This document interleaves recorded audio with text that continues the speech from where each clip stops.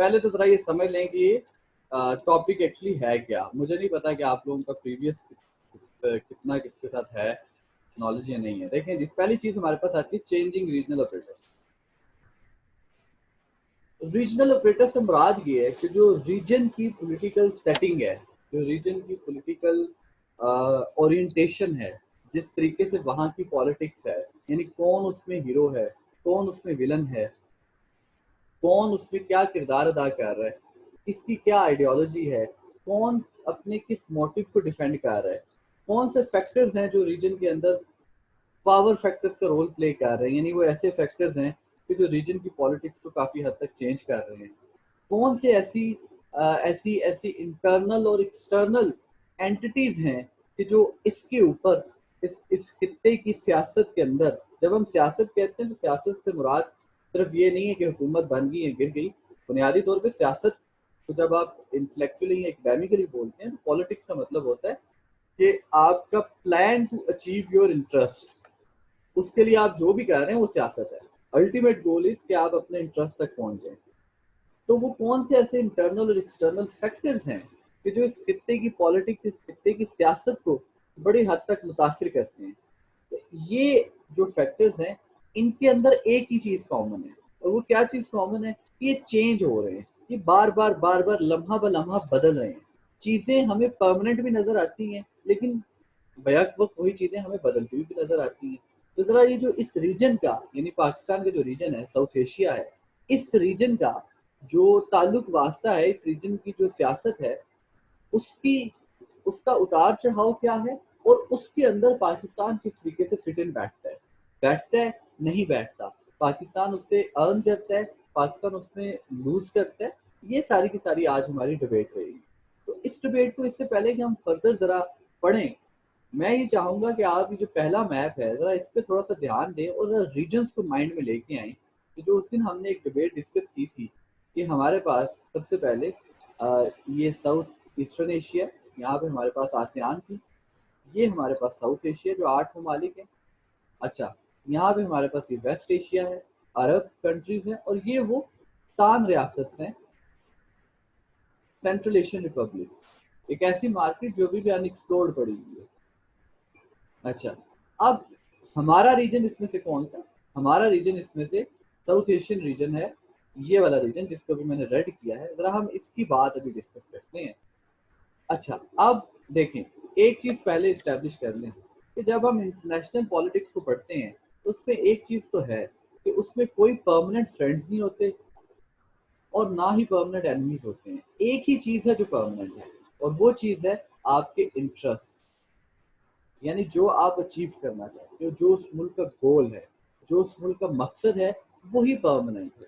उसी मकसद के लिए वो बैक वक्त किसी के साथ दोस्ती भी करेगा। हम इंटरेस्ट की नेचर में चले जाते हैं तो फिर हमें एक और चीज़ परमानेंट नजर आती है, वो क्या है? चेंज। इंटरनेशनल रिलेशन जो है वो हमेशा चेंज होते रहते हैं। आप अपने इंटरेस्ट को अचीव करने के लिए सिचुएशंस को मोल्ड, ब्लेंड, अमेंड करते रहते हैं। चीज़ों को आप उतार चढ़ाव उनमें आता रहता है। तो इंटरनेशनल रिलेशंस परमानेंट नोयत के नहीं होते। लेकिन हम अभी तक की जो बात कर गए, हम यहाँ तक पहुँच चुके हैं। ये एक खित्ता है जिस खित्ते के अंदर डिफरेंट नेशंस हैं। वो डिफरेंट नेशंस उस खित्ते की पॉलिटिक्स में कभी हमें दोस्ताना ताल्लुकात रखते हुए नजर आती हैं, कभी आपस में वो गुत्थम गुत्था नजर आती हैं, लेकिन वो सारी की सारी अपने इंटरेस्ट को प्रिजर्व करने की ख्वाहिश रखती हैं कि हमारे रीजन की, जिस रीजन की, साउथ एशियन रीजन की हम बात कर रहे हैं, इस रीजन में वो कौन से ऐसे बड़े बड़े फैक्टर्स हैं कि जो डिटर्मिन करते हैं हमारी पॉलिटिक्स को।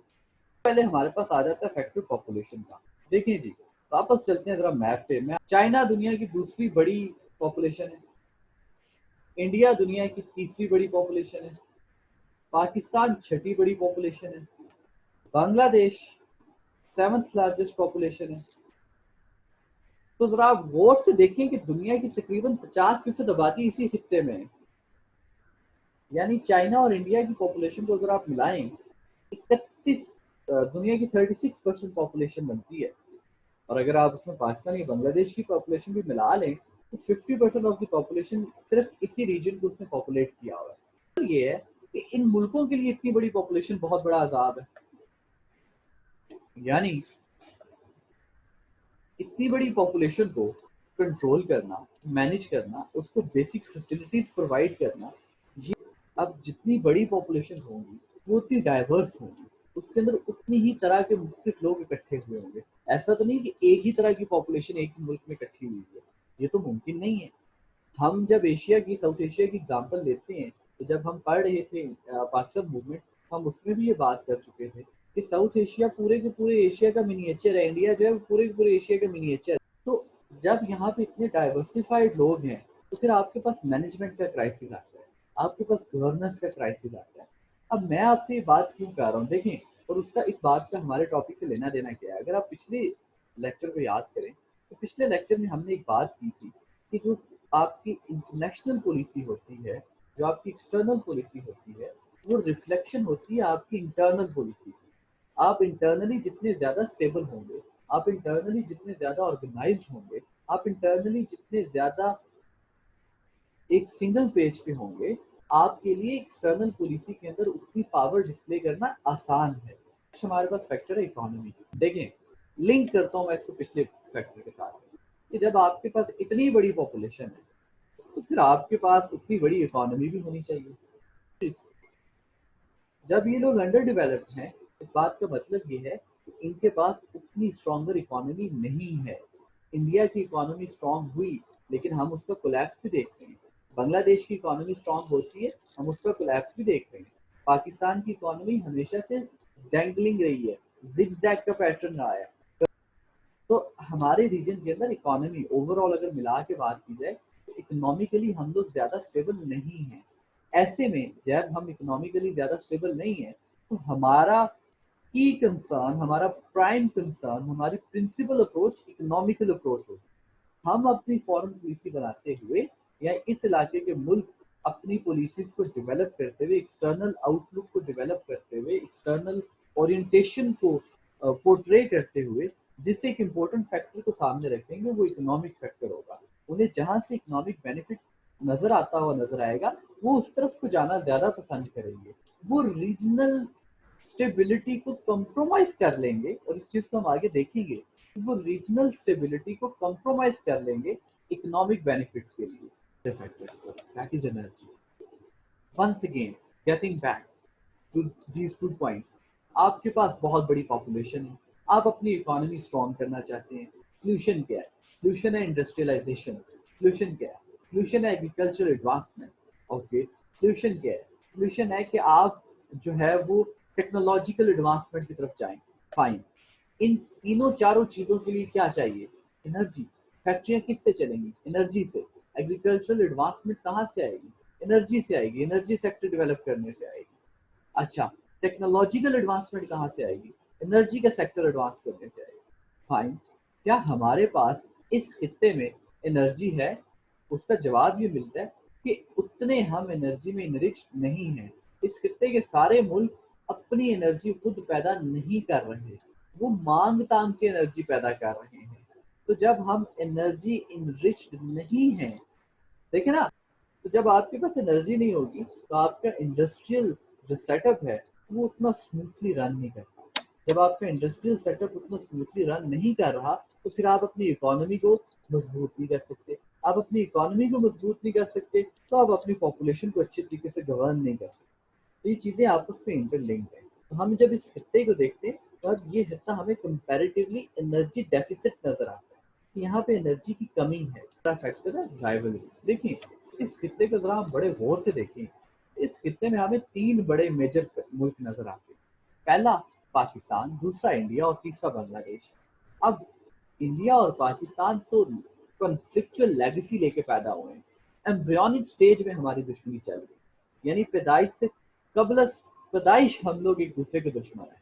अच्छा, ऐसे में बांग्लादेश एक नया फैक्टर पैदा हो जाता है, वहां पे भी हमारी राइवलरी है। अब ये जो राइवलरी है, ये मैनिफेस्ट हो रही है आइडियोलॉजिकल ग्राउंड्स पे भी, ये राइवलरी मैनिफेस्ट हो रही है इकोनॉमिकल ग्राउंड्स में भी, ये राइवलरी मैनिफेस्ट हो रही है हमारे इंटरनेशनल रिलेशंस में भी।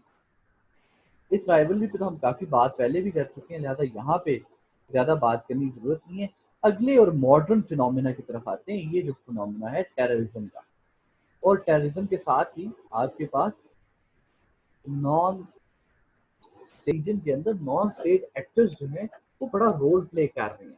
टेररिज्म की डोमेन और टेररिज्म की रजीम में ये वर्ड यूज होता है।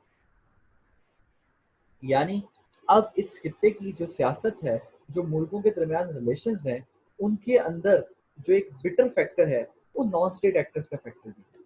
यानी ये लोग जो हैं, जब तक ये नॉन स्टेट एक्टर्स का इशू रिजॉल्व नहीं हो जाता तब तक इनके रिलेशन पीसफुल नहीं होंगे। अफगानिस्तान, अब वहां पे अभी तालिबानाइजेशन का फिनोमिना खत्म नहीं हुआ कि वहां पे ISIS दाश पैदा होना शुरू होती है, एक नया नॉन स्टेट एक्टर। ठीक है, तो एक जो इस इलाके की रीजनल पॉलिटिक्स के अंदर एक इम्पोर्टेंट फैक्टर है वो नॉन स्टेट एक्टर्स का भी है। अगला है जियो पॉलिटिक्स। जियो पॉलिटिक्स जियोग्राफी और पॉलिटिक्स का मिलाप, यानी इस खित्ते के जो मुल्क हैं वो अपनी अपनी जियोग्राफी को किस तरीके से एक्सप्लॉइट कर रहे हैं। हम जरा वापस मैप की तरफ जाते हैं और समझने की कोशिश करते हैं। देखें, ये खित्ता है कि जो आपका पैसिफिक ओशन को लिंक करता है। जब हम पैसिफिक इंडो पैसिफिक ओशन की बात कर रहे हैं, जब हम इंडो पैसिफिक ओशन को लिंक कर रहे हैं, तो जरा इस लाइन को आप फॉलो करें मेरे साथ साथ, तो आपको पता चले कि ये देखें, पूरी दुनिया की जो ट्रेड है ऑलमोस्ट, यानी वो सारी की सारी इसी खित्ते से निकल के जा रही है, इसी पैसिफिक ओशन से जा रही है। और इसी पैसिफिक ओशन का एक बहुत बड़ा फैक्टर है, एक बहुत बड़ा प्लेयर है आपका south Asian reason. Pakistan, India, Bangladesh, ये सारे कंट्रीज इस रीजन में आते हैं। अच्छा, फिर हम ऊपर वाले अगर मैप की तरफ जाके देखें तो ये जो सेंट्रल एशियन रिपब्लिक्स हैं, इन सेंट्रल एशियन रिपब्लिक्स को अगर लिंक होना है इंडो पैसिफिक ओशन के साथ तो once again South Asian region आ जाता है।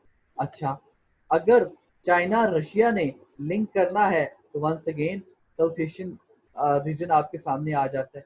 ठीक हो गया।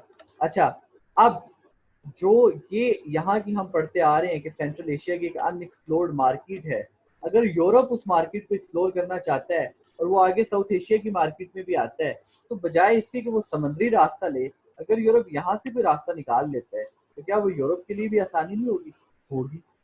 तो जो यहाँ की जियो पॉलिटिक्स है उसके अंदर जो बाहर के ममालिक हैं वो भी बहुत इंटरेस्टेड हैं, क्योंकि वो देखना चाहते हैं कि जो इस इलाके का जियोग्राफिकल पोटेंशियल है, उस जियोग्राफिकल पोटेंशियल को किस मैक्सिमम हाइट तक एक्सप्लॉइट किया जा सकता है, किस मैक्सिमम हाइट तक यूटिलाइज किया जा सकता है।